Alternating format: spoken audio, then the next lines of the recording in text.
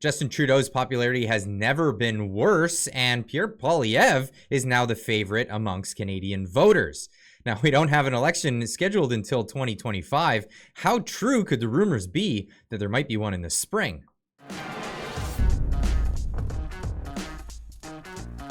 Now, if you haven't gone over and signed the petition just yet, get on over there. The link will be in the description down below. This is a petition to call for a vote of non-confidence. It was put together by Melissa Outwater from Peterborough, Ontario, and also sponsored by her MP, Michelle Ferreri, and it's already gotten 275,000 signatures. It is not the most signed petition in Canadian history. Let's make it that. I think we have about another 25,000 or so signatures to get on there. If you haven't signed it, please sign it. And if your friends haven't, send them an email. Make sure that they get over there and sign it. Now, will this actually do anything? We don't know. We'll see how it goes, but there is always the pressure of being the most signed petition in Canada as being the one that wants Trudeau out of office. Now, get on over there and sign it. Link in the description down below. But the next election is going to be about affordability. And number one in that affordability is the fact that the Trudeau administration, the cabinet there in Ottawa, has put more taxes on us as the citizenry of this country, unless you happen to be in the Maritimes with that carbon tax. They're going to carve out for the next couple of years until the election happens. So you might as well just vote Conservative on that one as well, because they're planning to put it back. But Pierre Poilievre has made it the next election's top theme. Mr. Trudeau, you're going to have to come to terms with something. Over the Christmas period, whether through a walk in the snow or while you're sitting next to a warm fire, think about this reality.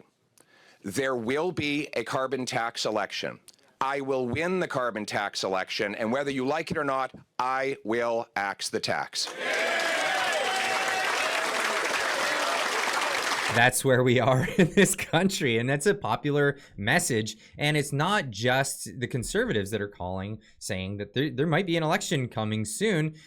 This is going on the NDP side. Now, the NDP are the only ones holding Trudeau in office at this point. This is them holding them in. Jagmeet Singh, basically, all on his own, keeping Trudeau in power. Now, what is that doing for their constituents? Well, it's not doing them a huge favor, that's for sure. And not only this, the NDP, they often they have the luxury of getting the votes from disaffected liberals, liberals that are just done with the Liberal Party, or they're not happy with them in the moment. They'll throw their vote away on the NDP because they're a lot of people that are on the left. They would never in their wildest dreams vote Conservative, but they will throw their vote away at the NDP in protest. Well, what did the NDP do? Well, they've just given Trudeau power for an extended period of time. So this is why the NDP are already in election mode. They want to get out there and they want to campaign. Here's the NDP saying, job opportunity, we're hiring regional BC organizer to help us get us out and ready for the next election. Why? Probably because it could be coming very soon. Join our team and play a key role in candidate recruitment, training, activists, fundraising support, and overall election preparedness. Now, why was this such a big thing? Well, Michelle Rempel Garner, she infiltrated a letter that was aimed at NDP insiders, and this is interesting. The NDP president talks about, it's a fundraising letter for the NDP. And right in the second paragraph of this NDP email, it says, we could be fighting an election as early as spring next year. So this is the fundraising letter that the NDP are sending out today, asking for funds for a spring election. So guys, what does that mean? That means that we could be in a spring election. They're raising funds, so maybe the NDP will finally actually stop propping up Justin Trudeau. Now, Okay, so that might happen. We don't know, but it could be from other political pressures. There's a lot going on. Anyway, I'll leave a link in the description. You can watch this whole video in its entirety. It's on Facebook if you're a Facebook user over there. Now, there's a lot of political pressures that's pushing the NDP actually up at the moment over the Liberals. And like I said, disaffected Liberal voters. But some people on the Liberal side are actually going all the way over to the Conservatives saying, nah, this is too much. What are you doing? We've got Trudeau, and then we've got Jagmeet Singh. They're both really keen on these carbon taxes. I can't afford anything anymore. It's getting really, really ridiculous, and it's definitely going in the direction of the Conservatives. You can see here, this was from Stuart Woodman on Twitter, showing the gradual move over. So this isn't just a quick spike, because normally when you see spike in the movement on the polls, it could be short-lived, but this is long-term gradual. It's moving towards the Conservatives. And now, of course, Pierre Poilievre putting this out there on X, saying Trudeau's bought and paid for media is falsely claiming the carbon tax makes people better off. The Parliament budget officer confirmed that the fiscal and economic costs of the tax are bigger than the rebates for 60% of families. And it's not even including the hidden costs of all the prices of all the food going up, prices of energy, prices of heating your home, all this stuff that's long-term. Anything you purchase that was ever taken on a truck, you buy it, there's the carbon taxes included there, because anyone along the whole supply chain that had to pay a carbon tax is passing it on to you, the consumer. But yeah, this is how much it's affecting everybody. And yeah, they're bought and paid for over at the mainstream media. Now, they're running articles like this. Tories have successfully blamed affordability crisis on carbon price, Trudeau says.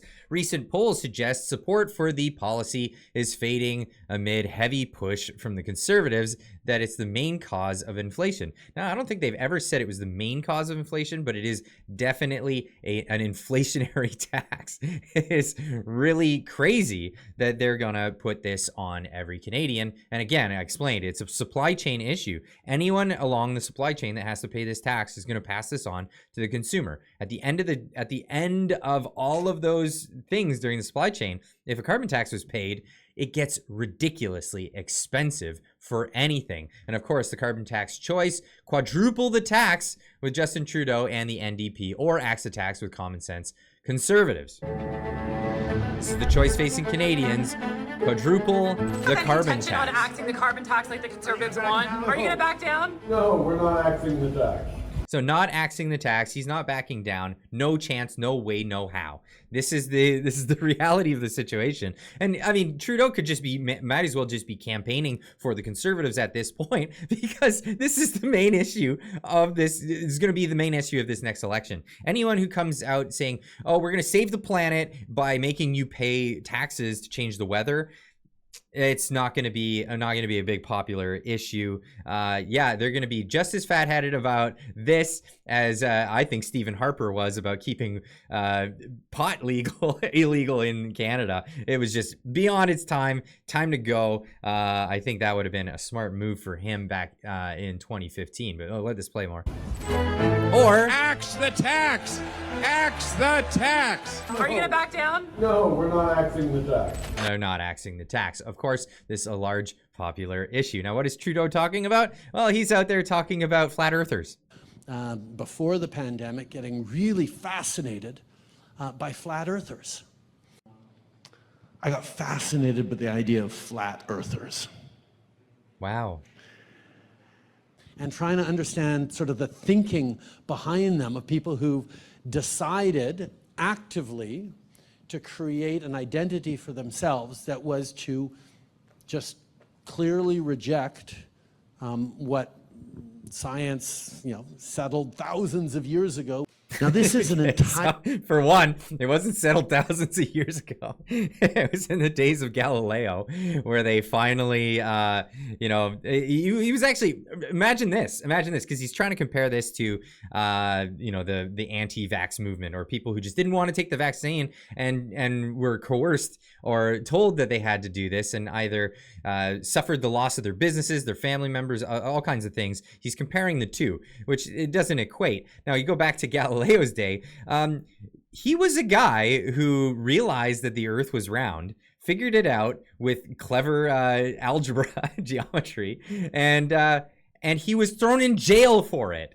Actually, there's much more in common with the people who didn't want to get vaccinated, or people who didn't want to be forced or coerced into it, the people who don't buy this climate agenda stuff, and Galileo. It's the science actually goes against the orthodoxy. This is where we're at. It's people who are more skeptical of the whole thing. So I think his analogy is kind of backwards on this. Now, Brian Lilley saying that this petition is going to get us nowhere. An impressive number. More than 250,000 people signing a petition for anything is impressive. But that doesn't mean that we're going to see a vote of non-confidence and Justin Trudeau leave office, which is what the people signing this petition want. You might have seen this on Facebook, on Instagram, on X, formerly Twitter. It's being posted all over the place. People are being encouraged to sign it, saying that this is incredibly important. And what this is, let me bring it up here. It is petition E4701 about the Okay, so he poo-poos it. He goes, but here's the thing. Yes, it's not binding, but they will have to bring it up in the House of Parliament. Apparently, it only takes about 500 signatures to get a motion brought forward in Parliament, just so that it'll even be addressed. Here's the thing. With this much popularity behind a petition, it actually drives the media cycle. It's not about what's going to happen. They're not going to vote non-confidence over this. No, they probably won't, but we want to drive the media cycle. We want people to see how unpopular this prime minister is and how much people want him out of office. That's the whole point of this, and it's in an official capacity. It's not some fly-by-night website poll. This is the official Parliament House of Commons petition. This is how this works. Now, that'll drive the cycle. Now, it looks like coming up in February, there's a whole bunch of stuff. If this thing gets brought forward, it'll be brought forward then. There's going to be all kinds of stuff. The supply and confidence agreement with the NDP, that'll be done then too. Then you'll have findings for the look into interference from China in our elections. That's going to be coming up in February as well. Largely unpopular issues, all of which could lead to a vote of non-confidence. So it looks like there might be a chance that this could go in that direction. Now, even American pundits are talking about this massive swing towards the Conservatives and away from left parties. In fact, even commenting that the NDP, which is the lefter party, might end up becoming the official opposition in Canada. But this is where we're at. Do you want to see more stuff like this? Do you want to see the Philippines getting $5.3 billion worth of Canadian taxpayer dollars to save the planet with whatever it is that they actually do with the money? Nobody even knows what they're actually doing with the money. We're having committees right now to find out what is actually happening with that money. Anyway, leave a comment in the comment section down below. Let me know what you think, because things are turning, and they're turning quickly, and this could all happen in a flash. So let me know what you think. Sign that petition. Link is in the description down below. Leave a comment, and we'll see you in the next one. Keep on trucking.